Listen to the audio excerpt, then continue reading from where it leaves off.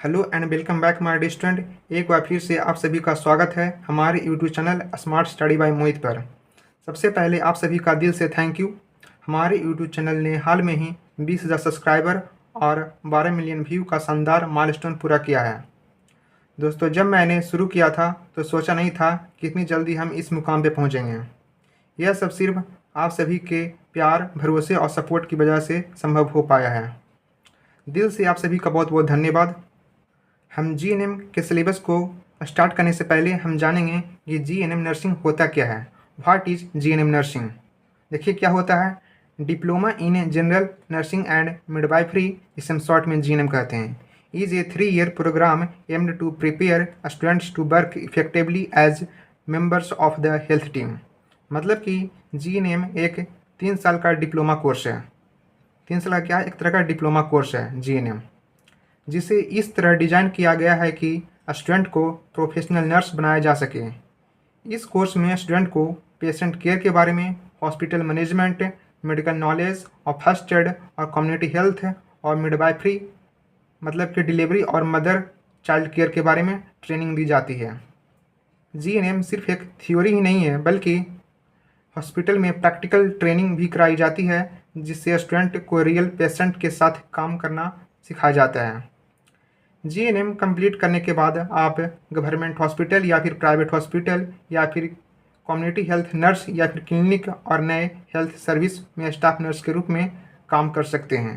यही होता है जीएनएम नर्सिंग। अब हम चलेंगे आगे। देखिए, सबसे पहले हम स्लाइड नंबर 1 स्टार्ट करते हैं। ये आपका इंट्रोडक्शन है। GNM first year complete syllabus 2026।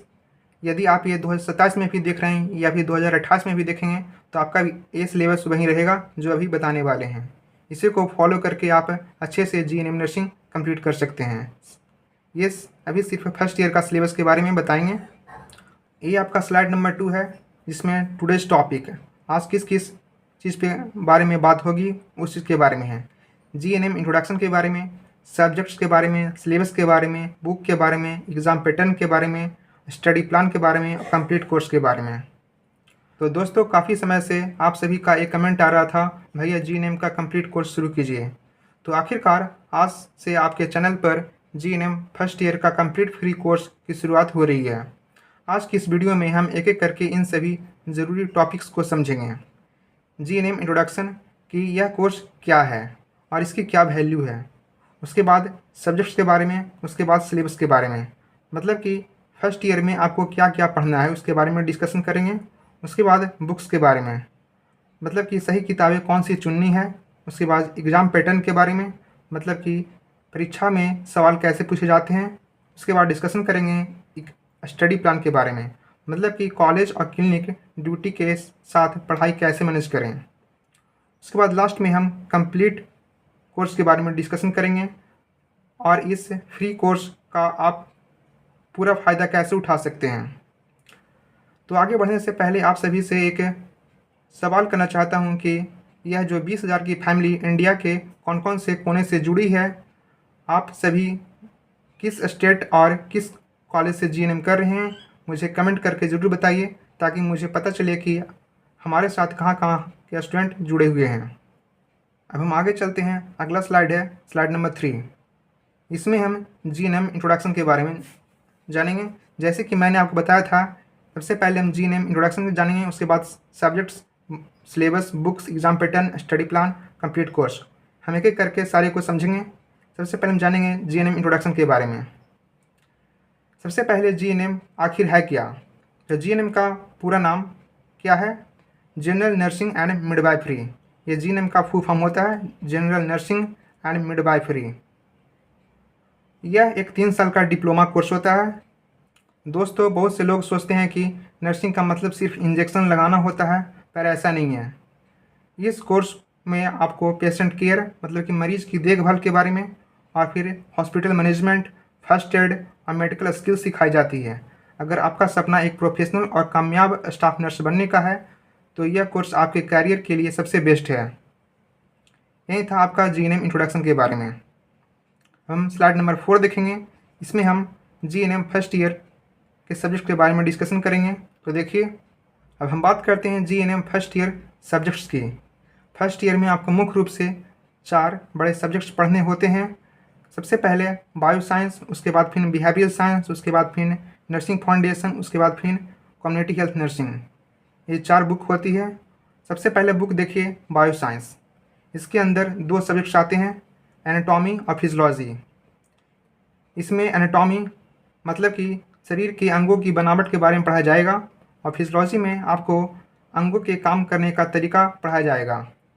और बायो साइंस में थोड़ा बहुत माइक्रोबायोलॉजी भी आता है, उसे भी देखेंगे आगे। आगे देखिए दूसरा बुक है बिहेवियरल साइंस। इसमें आपको साइकोलॉजी और सोशलॉजी पढ़ना है। साइकोलॉजी में आपको मानव व्यवहार के बारे में पढ़ना होता है और सोशलॉजी में आपको समाजशास्त्र शामिल है, जो मरीज की मानसिक स्थिति को समझने में मदद करता है। तीसरा बुक होता है नर्सिंग फाउंडेशन। इसमें शॉर्ट में हम FON लिख सकते हैं, फंडामेंटल ऑफ नर्सिंग भी कहते हैं इसे। यह पूरे नर्सिंग का सबसे ज़रूरी सब्जेक्ट होता है। कौन सा? फंडामेंटल ऑफ नर्सिंग या फिर नर्सिंग फाउंडेशन। इसमें आपको सारे प्रैक्टिकल्स और क्लिनिकल प्रोसीजर सिखाए जाते हैं। और जो अगला बुक होता है लास्ट, कम्युनिटी हेल्थ नर्सिंग का होता है। इसमें आपको सीखेंगे कि गांव में या कम्युनिटी लेवल पर बीमारियों को फैलने से कैसे रोका जाता है। यहीं आपको मुख्य रूप से 4 बुक पढ़ने होते हैं, बायो साइंस का, बिहेवियरल साइंस का और नर्सिंग फाउंडेशन का और फिर कम्युनिटी हेल्थ नर्सिंग का। अब हम अगला स्लाइड पे चलते हैं, बेस्ट स्टडी ऑर्डर। ये आपका स्लाइड नंबर 5 है। मतलब कि बेस्ट स्टडी ऑर्डर में आप क्या जानेंगे। बहुत से लोगों को सबसे बड़ा कन्फ्यूज़न होता है कि पढ़ाई की शुरुआत किस सब्जेक्ट से करें। ये जो 4 बुक है, जिसमें से आपको सबसे पहले किस बुक को स्टार्ट करना है, ये सबसे बड़ा कन्फ्यूज़न होता है। तो मेरी सलाह रहेगी कि आप स्क्रीन पे दिए गए इसी बेस्ट स्टडी ऑर्डर को फॉलो कीजिए। सबसे पहले आपको एनाटॉमी और फिजियोलॉजी जो बायो साइंस में आता है, देखिए एनाटॉमी और फिजियोलॉजी जो बायो साइंस में आता है, आप इससे स्टार्ट करनी चाहिए। ऐसा क्यों हम बोल रहे हैं? क्योंकि भाई जब तक आप नहीं जानोगे कि इंसान का दिल, फेफड़ा और किडनी कैसे काम करता है, तब तक आप किसी बीमारी या मरीज की केयर को समझ ही नहीं पाओगे। हमेशा याद रखें, स्ट्रॉन्ग बेसिस फर्स्ट। मतलब कि बेस मजबूत होगा तो बाकी के सारे सब्जेक्ट्स आपके हलवा लगेंगे। तो सबसे पहले एनाटॉमी और फिजियोलॉजी से स्टार्ट करना है, उसके बाद फिर साइकोलॉजी और सोशलॉजी, उसके बाद फिर नर्सिंग फाउंडेशन, उसके बाद फिर कम्युनिटी हेल्थ नर्सिंग। आपको इसी ऑर्डर में बुक को फॉलो करना है। आप इस तरह से करोगे तो 100% आपको बेहतर रिजल्ट देखने को मिलेगा। यही जो 4 बुक है, बायो साइंस का, बिहेवियर साइंस का, नर्सिंग फाउंडेशन, फिर कम्युनिटी हेल्थ नर्सिंग।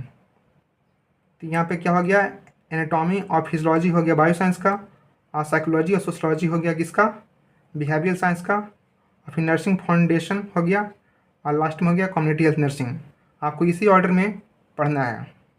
अब हम आगे बात करेंगे बुक्स के बारे में। ये आपका स्लाइड नंबर 6 है। काफ़ी स्टूडेंट किताबों को लेकर बहुत ही परेशान रहते हैं, बोलते हैं भैया कौन सी बुक खरीदें।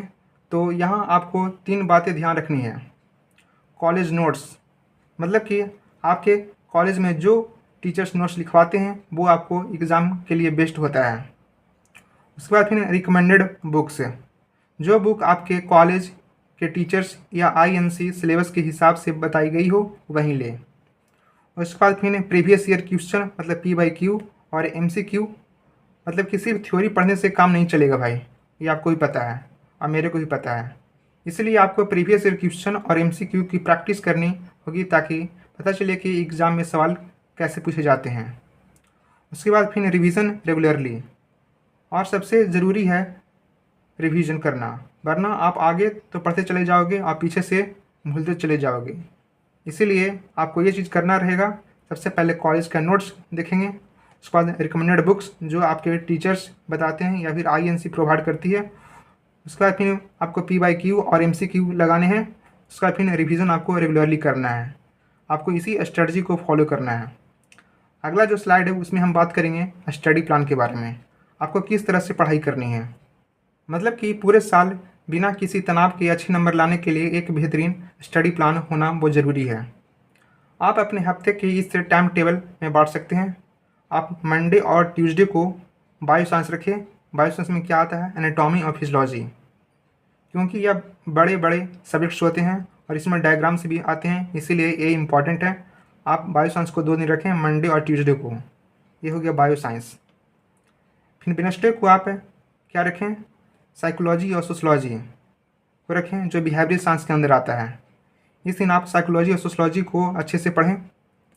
थर्सडे को आपको नर्सिंग फाउंडेशन रखना है, मतलब जिसे हम फंडामेंटल ऑफ नर्सिंग भी कहते हैं, जो आपका मुख्य प्रैक्टिकल सब्जेक्ट्स होते हैं।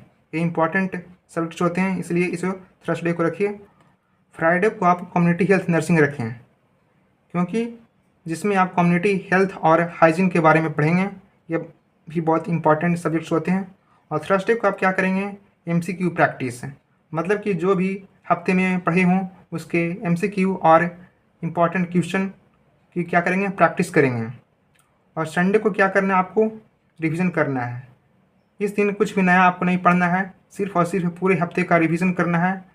अगर आप रोज़ाना 3 से 4 घंटे का इस प्लान को फॉलो करते हैं तो आपको टॉप करने से कोई नहीं रोक सकता है। तो आपको इसी स्ट्रैटेजी में फॉलो करना है।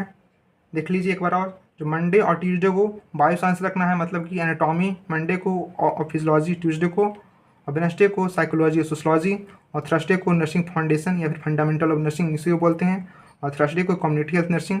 सैटरडे को क्या करना है, MCQ का प्रैक्टिस करना है, आप जो पढ़े हैं उसी सब का। और संडे को आपको क्या करना है, रिवीजन करना है। आपको इसी स्ट्रैटेजी को फॉलो करना है। हम नेक्स्ट में स्लाइड में हम देखेंगे एग्ज़ाम पैटर्न के बारे में। एग्ज़ाम में अच्छे मार्क्स स्कोर करने के लिए आपको एग्ज़ाम पैटर्न को समझना बहुत ही ज़रूरी होता है। ये आपको ही पता है, आपके फाइनल मार्क्स सिर्फ एक पेपर तय नहीं करते हैं, बल्कि उसके लिए थ्योरी एग्ज़ाम, प्रैक्टिकल वाइवा और इंटरनल असेसमेंट, उसके बाद MCQ इम्पॉर्टेंट है। थ्योरी एग्ज़ाम में क्या होता है, जो आपका रिटन पेपर होता है वही होता है थ्योरी एग्ज़ाम। और प्रैक्टिकल वाइवा, जिसमें इंटरनल टीचर्स आपको क्लिनिकल ड्यूटी और प्रोसीजर से जुड़े सवाल पूछते हैं, वही होता है प्रैक्टिकल वाइवा के बारे में। और इंटरनल असेसमेंट में क्या होता है, जो मार्क्स आपके कॉलेज वाले आपके बिहेवियर, अटेंडेंस और क्लास टेस्ट के आधार पर भेजते हैं। इसलिए याद रखें, रेगुलर स्टडी कीजिएगा तो आपको बेहतर रिजल्ट देखने को मिलेगा, गुड मार्क्स। अगर आप साल भर थोड़ा थोड़ा पढ़ेंगे तो एग्ज़ाम के समय आपको ऊपर कोई भी प्रेशर देखने को नहीं मिलेगा। इसलिए ये सब पर भी ध्यान देना है, प्रैक्टिकल वाइवा पर, और इंटरनल असेसमेंट और MCQ इम्पॉर्टेंट है वो भी करना है। हम अगले स्लाइड में देखेंगे इस चैनल, ये जो हमारा चैनल है स्मार्ट स्टडी बाय मोहित, इस पर आपको क्या मिलेगा। देखिए बताते हैं, स्लाइड नंबर 9 में हम बात करेंगे इस चैनल पर क्या क्या मिलेगा। मतलब ये जो हमारा चैनल है स्मार्ट स्टडी बाय मोहित, इस पर आपको क्या क्या मिलने वाला है। आपको इस कोर्स के दौरान क्या क्या मिलेगा।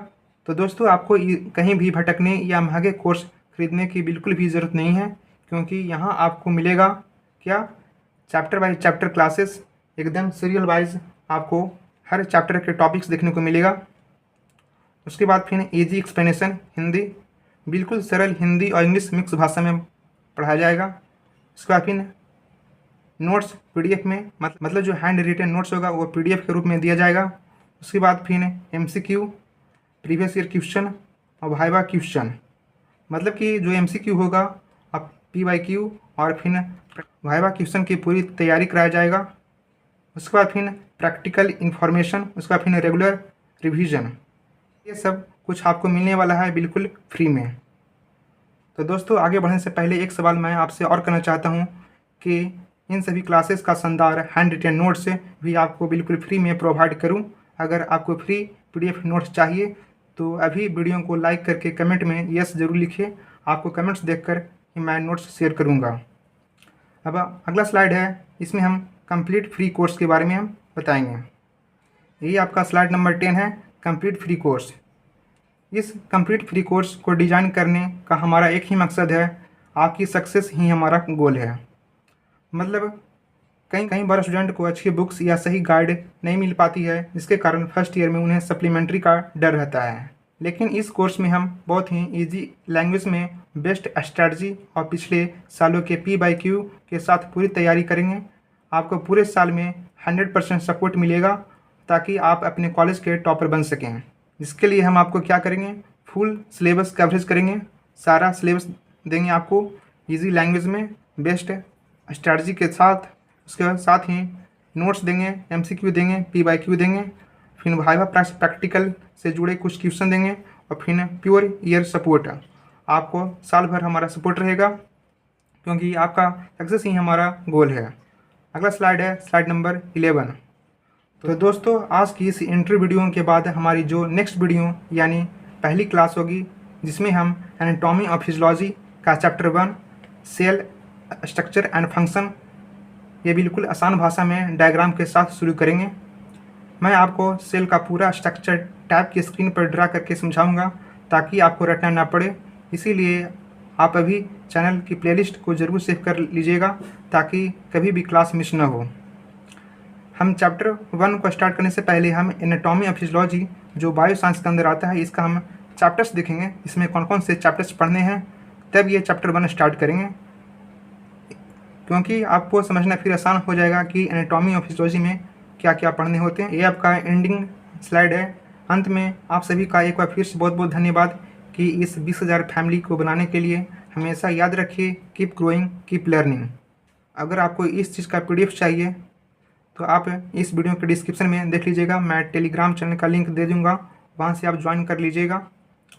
अगर आप इस वीडियो में आपको इन्फॉर्मेटिव और अच्छी लगी तो इसे लाइक ज़रूर कीजिए, अपने कॉलेज और नर्सिंग ग्रुप और फ्रेंड के साथ ज़रूर शेयर कीजिए और अभी तक हमारे चैनल को सब्सक्राइब नहीं किए हैं तो सब्सक्राइब करके बेल आइकन दबा दें। मैं मिलता हूँ अगली वीडियो में, तब तक के लिए धन्यवाद। जय हिंद।